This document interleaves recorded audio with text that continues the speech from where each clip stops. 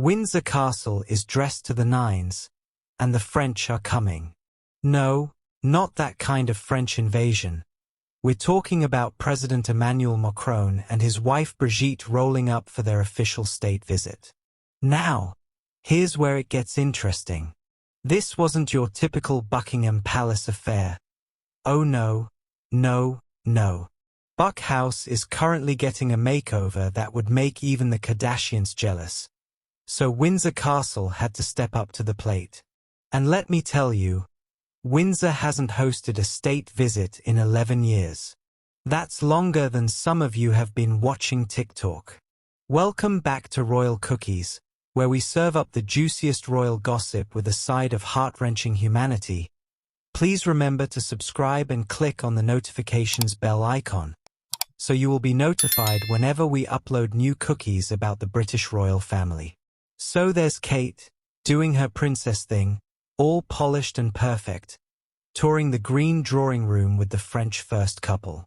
She's examining this fancy display of French-related treasures from the royal collection. You know, the kind of priceless artifacts that make your grandmother's china collection look like it came from a car boot sale. But then, then she spots something that makes her brain do a complete somersault. Something that connects directly to her chaotic 7-year-old son. And suddenly, mum mode activated.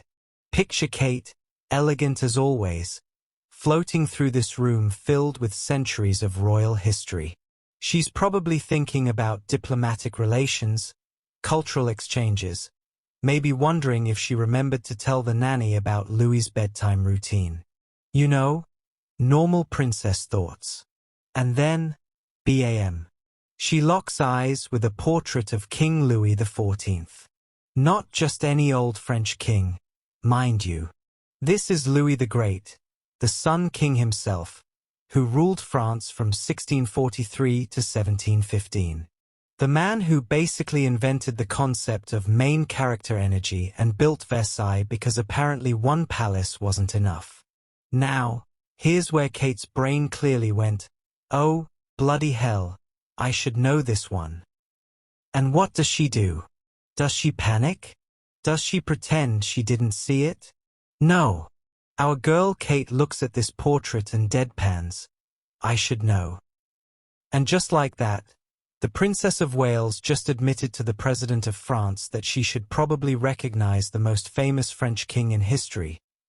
All because she's got a 7-year-old son named Louis running around Kensington Palace like a tiny tornado. Let's talk about Prince Louis for a hot minute. Shall we?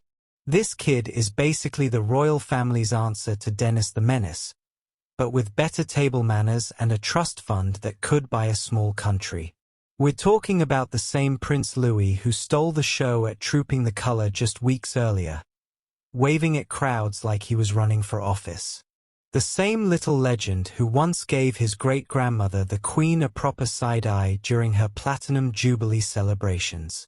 The boy who makes faces during serious royal events like his auditioning for a comedy show. And here's the kicker. Everyone always says Louis is Kate's absolute minimi.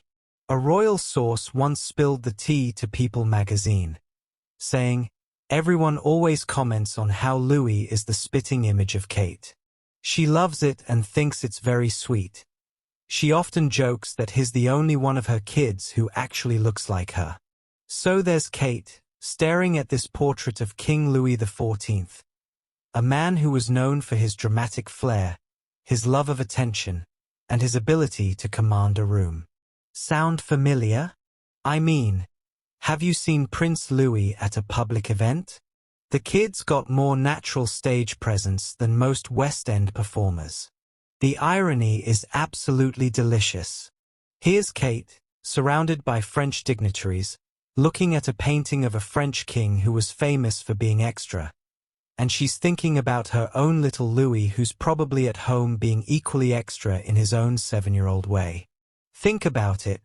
She's standing there with President Macron, a man who probably knows more about French history than most French people. She could have tried to bluff her way through, pretending she totally knew who King Louis XIV was all along. She could have gone full academic mode. Remember, she studied art history at St. Andrews, so she definitely knows her stuff. But instead, she chose vulnerability. She chose honesty. She chose to make a connection between this long-dead French king and her very much alive, very chaotic son. And in doing so, she transformed what could have been an awkward oops, I don't know my history moment into something utterly charming and relatable. Because here's the thing, every parent in the world has had that moment where your kid's name suddenly pops up in the most unexpected places. It's like when you're watching a movie and hear your child's name, and suddenly you're not thinking about the plot anymore. You're thinking about whether little Tommy finished his homework. Kate basically said, "You know what? I'm not just a princess right now. I'm a mum, and my brain is 90% occupied with thoughts about my 7-year-old son." And somehow, that made her more diplomatic, not less. Let's talk about timing, because this moment didn't happen in a vacuum. This was July 2025, peak summer holidays, which means Prince Louis was probably at home with maximum energy and minimum structure. Any parent knows that summer holidays are basically a test of endurance disguised as family time.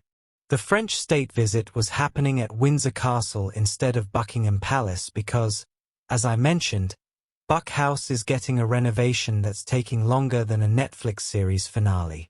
So everything had to be perfect, everything had to be impressive, and Kate had to be on. Meanwhile, she's living at Adelaide Cottage, which is basically a stone's throw from Windsor Castle. And here's where it gets interesting. This was the first state visit at Windsor in 11 years. No pressure, right? Just casually hosting the President of France in a location that hasn't seen this level of diplomatic action since Louis was in nappies. So Kate's juggling being the perfect royal hostess, representing her country on the international stage, and trying not to think about whether her 7-year-old has convinced his nanny to let him build a fort out of priceless antiques. If you're obsessed with royal strategy and environmental impact like I am, make sure you're subscribed to Royal Cookies because we're serving up the most sustainable royal content on YouTube. And remember, in a world full of fast fashion and royal scandals, sometimes the most revolutionary thing you can do is wear your values on your sleeve, preferably in a gorgeous shade of green. Sophie's proving that environmental activism isn't just about what you do, it's about who you become. Until next time, keep munching on those eco-friendly royal cookies.